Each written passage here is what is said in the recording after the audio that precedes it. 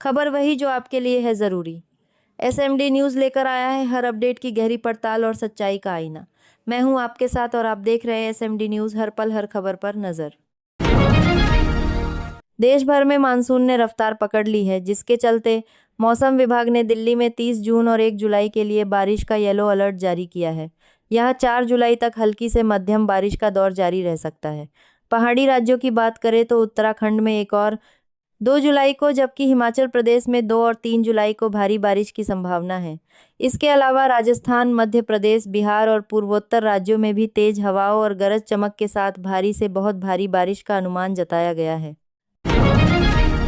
उत्तर प्रदेश के मुख्यमंत्री योगी आदित्यनाथ ने रामपुर में रुपये 690 करोड़ से अधिक की विकास योजनाओं की सौगात देते हुए कांग्रेस और सपा पर तीखा हमला बोला। उन्होंने कहा कि जो लोग 2017 से पहले जय श्री राम बोलने पर लाठियां और गोलियां चलवाते थे तथा राम के अस्तित्व को नकारते थे, आज वही आस्था की ताकत के आगे झुककर अयोध्या जाने को मचल रहे हैं।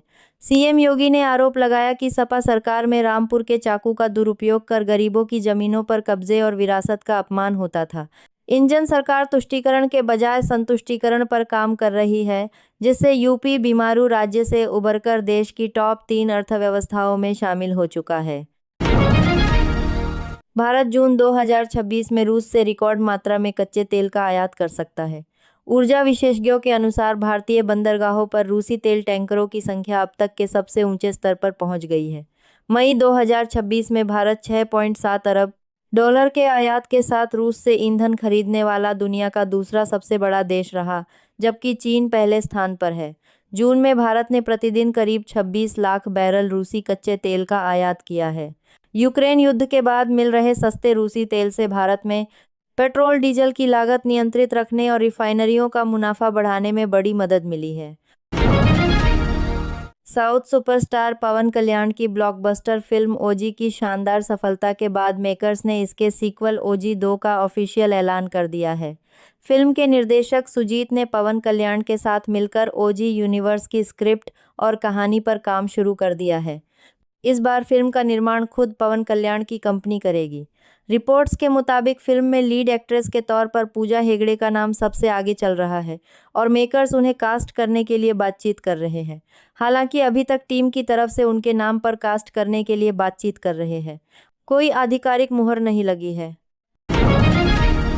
महाराष्ट्र सरकार ने राज्य के सभी शिक्षा बोर्डों से संबद्ध स्कूलों में कक्षा 1 से 10वीं तक मराठी भाषा की पढ़ाई अनिवार्य कर दी है। स्कूल शिक्षा मंत्री दादा भुसे ने विधानसभा में बताया कि इस आदेश का सख्ती से पालन कराने के लिए राज्य भर में विशेष जांच अभियान चलाया जाएगा और नियमों का उल्लंघन करने वाले स्कूलों के खिलाफ कड़ी कार्रवाई होगी।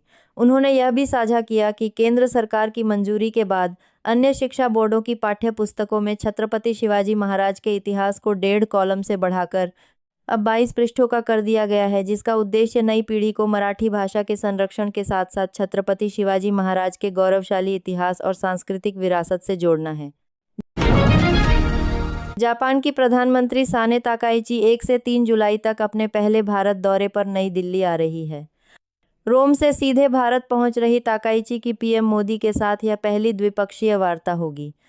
इस 16वें वार्षिक शिखर सम्मेलन में अगले 10 वर्षों में भारत में $68 अरब के जापानी निवेश, संयुक्त रक्षा उत्पादन, समुद्री सुरक्षा और सेमीकंडक्टर सप्लाई चेन जैसे मुद्दों पर ठोस चर्चा होगी।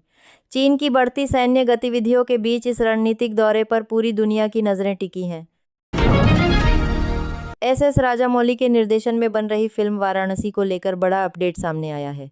लगभग 1500 करोड़ रुपए के बजट वाली इस फिल्म की शूटिंग अंतिम पड़ाव पर है। 7 जुलाई से हैदराबाद में इसके भव्य एक्शन सीक्वेंस की शूटिंग शुरू होगी, जिसके लिए सबसे बड़ा सेट तैयार किया गया है। इन दृश्यों के लिए 3500 कलाकारों को शामिल किया गया है, जिन्हें वीएफएक्स की मदद से 50,000 से अधिक की वानर सेना में बदला जाएगा। फिल्म की शूटिंग अक्टूबर तक पूरी होने की उम्मीद है। इस मेगा प्रोजेक्ट में महेश बाबू, पृथ्वीराज सुकुमारन और प्रियंका चोपड़ा मुख्य भूमिकाओं में है, जो 7 अप्रैल 2027 को रिलीज होगी। रिलायंस इंडस्ट्रीज के एग्जीक्यूटिव डायरेक्टर अनंत अंबानी ने तिरुमला तिरुपति देवस्थानम को 27.5 करोड़ मूल्य की 25 इलेक्ट्रिक बसें दान की है। तिरुपति मंदिर के दौरे के दौरान उन्होंने यह घोषणा की। बसों के साथ साथ रिलायंस 50 बस चालकों का वेतन देगा और मंदिर परिसर में ईवी चार्जिंग स्टेशन भी स्थापित करेगा। इसके अलावा अनंत अंबानी ने गुजरात के वंतारा की तर्ज पर टीटीडी की गौशाला के आधुनिकीकरण में भी सहयोग देने का संकल्प लिया है। अयोध्या के राम मंदिर में चढ़ावे की चोरी और हेराफेरी के आरोपों पर बसपा प्रमुख मायावती ने गहरी चिंता जताई है। उन्होंने सोशल मीडिया पर पोस्ट कर कहा कि इस गंभीर मामले के दोषियों को बिल्कुल बख्शा नहीं जाना चाहिए, लेकिन इसका राजनीतिकरण करना भी ठीक नहीं जाता है। मायावती ने सलाह दी कि विवाद को खत्म करने के लिए देश के अन्य प्रसिद्ध मंदिरों की तरह यहाँ भी हिसाब किताब की पुख्ता और पारदर्शी व्यवस्था लागू की जाए। उन्होंने पार्टियों से धर्म और राजनीति को अलग रखने की अपील की है। बीजेपी के राष्ट्रीय अध्यक्ष नितिन नबीन ने तेलंगाना के वारंगल में कॉकरोच जनता पार्टी पर तीखा हमला करते हुए उसे देश को तोड़ने और खोखला करने वाला गिरोह बताया है। उन्होंने कहा कि देश में उभर रही ऐसी वायरस और कॉकरोच जैसी पार्टियों को सिर्फ बीजेपी कार्यकर्ता ही सबक सिखा सकते हैं। इसके साथ ही उन्होंने कांग्रेस नेता राहुल गांधी को पार्ट टाइम पॉलिटिशियन करार दिया और आरोप लगाया कि कांग्रेस ने पूर्व पीएम पीवी नरसिम्हा राव का अपमान किया, जबकि पीएम मोदी ने उन्हें भारत रत्न दिया। नबीन ने तेलंगाना की कांग्रेस सरकार पर वादे पूरे न करने और धर्म के आधार पर आरक्षण देने का भी आरोप लगाया। उत्तर प्रदेश में अल नीनो के प्रभाव और विषम मानसून के कारण अब तक सामान्य से 56% कम बारिश दर्ज की गई है। कृषि विभाग ने इसके मद्देनज़र किसानों के लिए विशेष एडवाइजरी जारी की है, जिसमें धान की रोपाई के लिए केवल सुनिश्चित सिंचाई वाले क्षेत्रों को चुनने और धान की सीधी बुआई पद्धति अपनाने की सलाह दी गई है। इसके अलावा विभाग ने वर्षा आधारित क्षेत्रों में धान के स्थान पर कम पानी वाली फसलों जैसे श्रीअन्न, मक्का, उड़द और अरहर को प्राथमिकता देने को कहा है। नुकसान से बचने के लिए किसानों से कहना है 31 जुलाई तक मात्र 2% प्रीमियम पर खरीफ फसलों का बीमा कराने की भी अपील की गई है।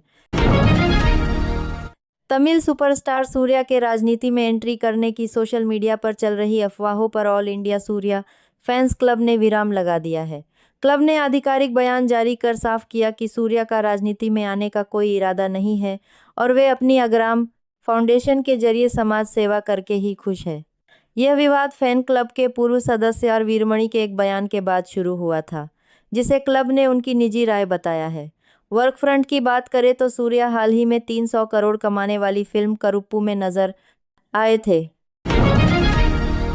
दिल्ली एनसीआर में सोमवार को हुई झमाझम बारिश से लोगों को भीषण गर्मी और उमस से बड़ी राहत मिली है। दिल्ली, नोएडा, गाजियाबाद और गुरुग्राम सहित आसपास के इलाकों में दोपहर बाद अचानक मौसम का मिजाज बदला। आसमान में काले बादल छा गए और तेज हवाओं के साथ बारिश शुरू हो गई। इस बारिश से तापमान में गिरावट दर्ज की गई है और मौसम सुहाना हो गया है। मौसम विशेषज्ञों के अनुसार मानसून की बढ़ती सक्रियता के कारण आने वाले दिनों में भी क्षेत्र में रुक रुक कर बारिश का सिलसिला जारी रहने की संभावना है। उत्तर प्रदेश के मुख्यमंत्री योगी आदित्यनाथ ने मुरादाबाद के लाइन पार्क क्षेत्र का नाम बदलकर पूर्व कांग्रेस विधायक और राम मंदिर आंदोलन के प्रमुख नेता दाऊदयाल खन्ना के नाम पर दाऊदयाल खन्ना नगर करने की घोषणा की है। मुख्यमंत्री ने मुरादाबाद दौरे पर 365 करोड़ रुपए से अधिक की 63 विकास परियोजनाओं की सौगात देते हुए यह ऐलान किया।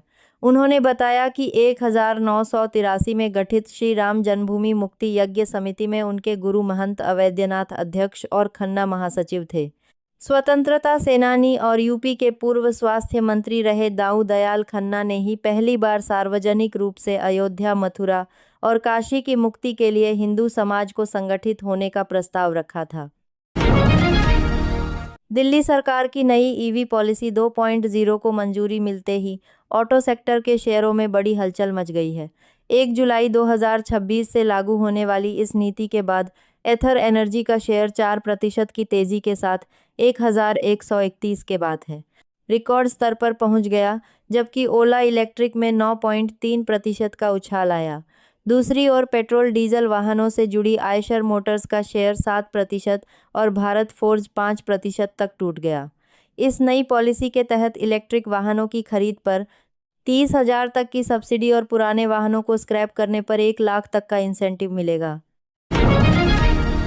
पश्चिम बंगाल के मुख्यमंत्री शुभेंदु अधिकारी ने विधानसभा में विधायक हुमायूं कबीर को भड़काऊ भाषणों और अराजकता फैलाने के लिए सख्त चेतावनी दी है। उन्होंने कबीर के 2 विवादित भाषणों का जिक्र करते हुए कहा कि राज्य में अब गुंडाराज बर्दाश्त नहीं किया जाएगा और उनके खिलाफ सख्त कानूनी कार्रवाई की जाएगी। मुख्यमंत्री ने बताया कि कबीर के खिलाफ बीएनएस के तहत 2 एफआईआर दर्ज हो चुकी है।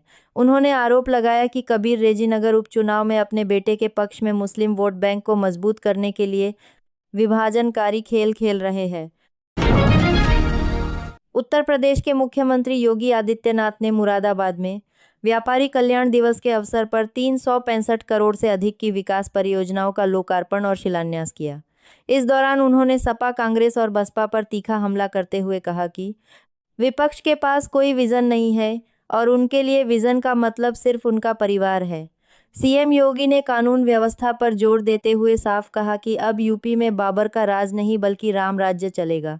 उन्होंने मुरादाबाद के बदलते स्वरूप की तारीफ करते हुए कहा कि 9 साल पहले जो शहर कर्फ्यू और गंदगी के लिए जाना जाता था, आज वह एक ग्लोबल एक्सपोर्ट हब और युवाओं के लिए बेहतर अवसरों का केंद्र बन चुका है।